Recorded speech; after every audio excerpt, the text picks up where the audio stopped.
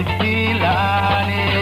adduunka dhana adeegtada oo waa aalad weyn oo laga ahaan karine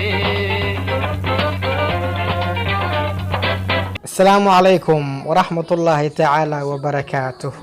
داودياشيدا qiimiga ee qadarinta iga mudan ku soo dhawaada muuqaal cusub waqti walba ay ku tahayna waxaan ku leeyahay nabad caafimaad bashbash iyo barwaaqo ilaahay daa'iman ha ku siiyo mar kale ku soo dhawow muuqaalkan ka duwan muuqaaladii hore waxaan idin hayaa muuqaal aad u xiiso badan waa muuqaal garaadkaaga kor u qaadi doona waa muuqaal aqoon iswadaarsi ah waa muuqaal xiiso badan wade muuqaalka maanta waxa uu ku saabsan yahay su'aalo isweydiin haddaba aqoontaada iyo xajmigaaga adigoo ku salaynaya dhagayso su'aalahan oo daawo kadibna jawaabaha ku soo bixi qaybta hoose ee commentiga noqo jawaab bixiyaha ugu badan ee su'aalahan ka jawaaba dhammaan ama intii awoodaada ah weydiinta koowaad ee barnaamijkan waxa ay noqonaysaa daawade sidee ku dhici kartaa 8 maalmood oo aadan seexanin su'aasha markale aan kugu celiyo sidee ayay ku dhici kartaa in aadan 8 maalmood jiifan mar kale oo saddexaad haddii aan kugu celiyo sidee ku dhici kartaa 8 maalin oo aadan seexan jawaabtu qaybta hoose ee commentiga inoogu soo gudbi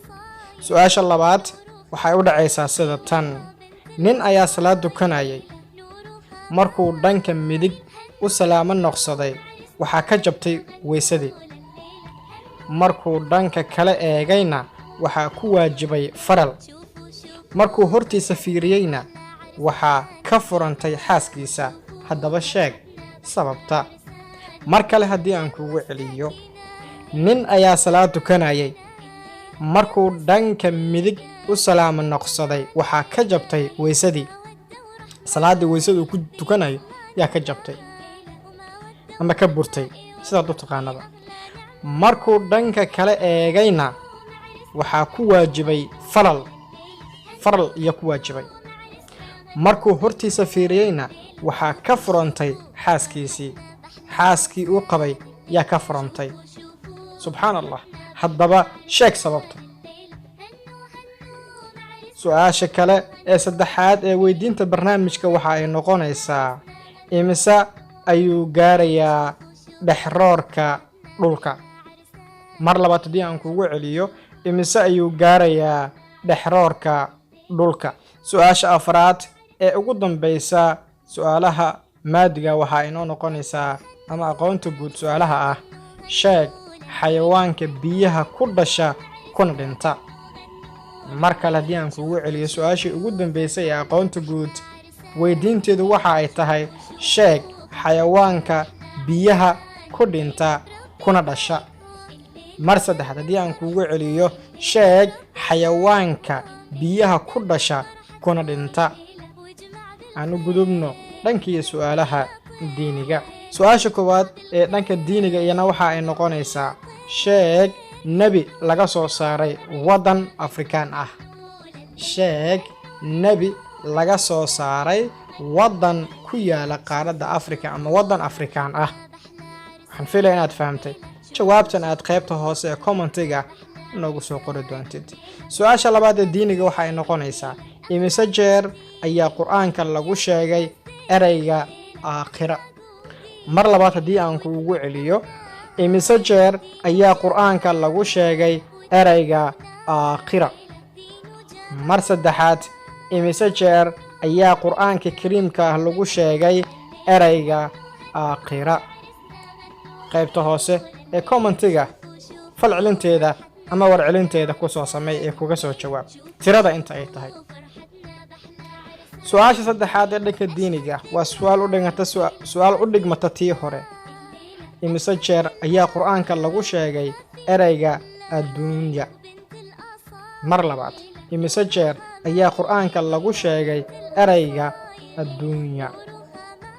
imise jeer ayaa qur'aanka lagu sheegay ereyga adduunya waxaan rajaynayaa inaad fahanteen kana jawaabi doontaan insha allah su'aasha afraad waxa ay noqonaysaa imise jeer ayaa qur'aanka kariimka ah lagu sheegay nebigeenna moxamed nabadgelyo naxariis korkiisa ha ahaatee. mar kale haddii aan kuugu celiyo, imise jeer ayaa qur'aanka kariimka ah lagu sheegay nebigeenna moxamed nabadgelyo naxariis korkiisa ha ahaatee. markii saddexaad, imise jeer ayaa qur'aanka kariimka ah lagu sheegay magaca nebi moxamed sala allahu calayhi wasalam. su-aal shanaad baan ku daraynaa, imise caruur ah ayuu nebigeenna moxamed nabadgelyo naxariis korkiisa ahaatee dhalay? imise caruur ah ayuu nebigeenna moxamed sala allahu calayhi wasalam dhalay? waxaan filaya inaad fahanteen kana jawaabi doontaan insha allah. daawade, waxaan ku xasuusinayaa inaad muuqaalkan like saarto, sidoo kalena aad sheer dhahdo asxaabtaada jeceshahay la wadaagto. sidoo kalena waxaan kaa codsanayaa inaad muuqaalkan badhanka guduudan aad taabato, aad subscribe ka saarto. waxaan sidoo kale kaa codsanayaa mar walbaba in cilmigaaga iyo garaadkaaga aad sare u qaaddo oo aad ku dhiiranaato waxbarashada, waayo waxbarashadu waxa ay leedahay muhiimad weyn. haddii aad jeceshahay inaan barnaamijkan sii wadno, fadlan qaybta hoose ee commentiga noogu soo qor barnaamijkan iyo sida aad u aragto aragtidaada adiga quruxda badan, fikirkaaga saliimka ah. waad mahadsan tahay. waa anigoo ah Barre Ismaaciil oo idin leh sidaas iyo nabadiino iyo nooli is aragti maqal dambe oo xiiso badan. adduunka dhana adeegtada oo waa aalad weyn oo laga ahaan kara